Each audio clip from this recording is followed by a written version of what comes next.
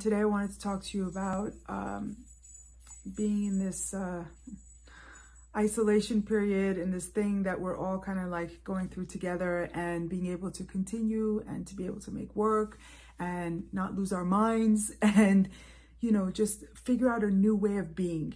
Like, I think that's what it comes down to. Like, I was doing things one way for a really long time, and then this thing hit, and it's like, for me, like, I couldn't continue to do the same things that I was doing.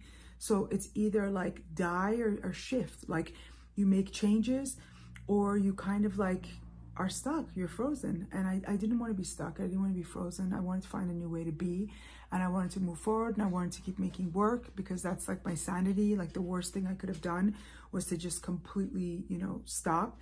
So I shifted from the foundry closed down, and everything became tight, and like budgets and everything was just like very challenging. But I didn't want to, like, I don't know, but I didn't want to be paralyzed by fear, and I didn't want to give up. So I moved on to other mediums. Like, that's what shifted me into my new body of work, animals. I started collaging because first of all, I was at home. I was dealing with a lot of emotions and things that were surfacing on the inside, in my home, in my body, dealing with addiction, dealing with anxiety, depression. All these things were like bubbling. And then outside was like protests and riots and all kinds of like things happening. It was just like, it felt like the world was on fire. And, I wanted to react to it. As an artist, I'm constantly recording the history that's happening around me. So I wanted to respond to it immediately. But sometimes you just like need to be still and kind of take it in and digest it. I mean, for me, it's like that. It's like so many different emotions, so many different things. You spend time, first protesting it, and then trying to understand it, and then like anger and rage, and there's just like such a chaotic time in America, which I think in the entire world, but I'm in New York, I'm in America.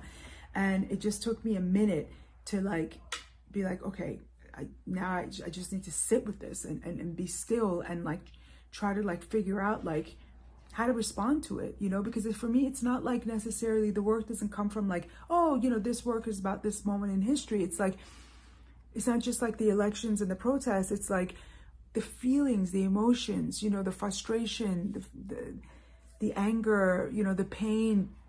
There's like so many things happening as a result of all of this stuff.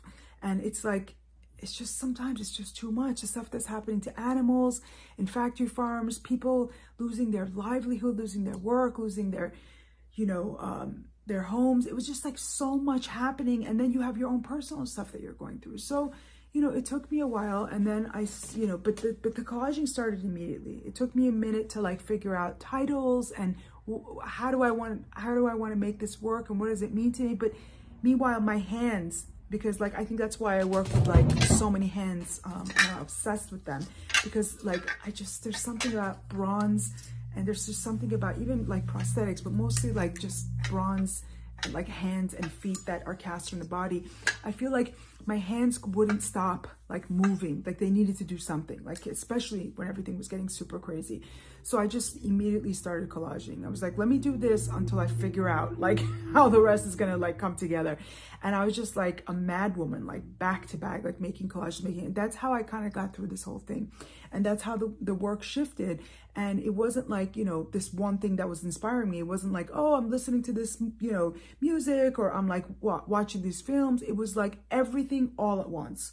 It was like walks with my dogs, in nature, being quiet, meditating, then being upset, being rageful, going on protest, then coming home, watching a movie, getting inspired. It was like all of the above. It wasn't like this one thing. It was like, it was just a lot. I think it was a lot for everyone. Like, it was just like, and I was trying not to step into the tornado and just like stay back and not get caught up in it. Like, a lot of crazy conversations, a lot of distances between people, physically, mentally, in every way. Like, so I just wanted to like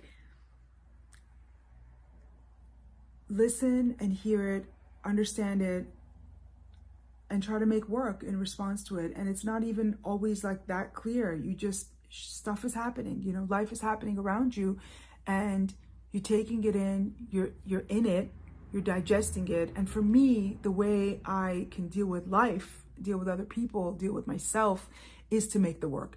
So it's always like you try to like talk about it and explain it, but for me, I really do believe that like I'm this medium, this like vessel, that like this force kind of comes through me. And that's what happens with all my work, with my flag series, with my bronzes, like with the collages. It's like if I'm still enough and I can empty myself enough, this communication will come through me and through my hands, and that's what the work is. So it's very uncomfortable for me sometimes when I say I am an artist, I make work, my work, because I feel like maybe somehow with all my filters and the life I've lived and things that have happened, and I've been exposed to different things, and that's helped maybe like direct me in this direction of what I address in my work. But I'm very clear that it's not me, you know, that it comes from somewhere that I can't put into words. And I just trust it and let it take me where it wants to go. And I just need to be calm and still and just let like the noise and all like expectations and just noise just like fizzle out. And who was it? Was it Philip Glass? I heard in this Philip Guston documentary where it was like, everyone leaves and the best part is when even you leave. And it's just like, the work happens. Like this one piece, I was stuck. I couldn't get it. I kept moving the composition around. I kept bringing more objects. I thought I needed more stuff. I needed them in different ways. And then I put this like chanting music on in the background.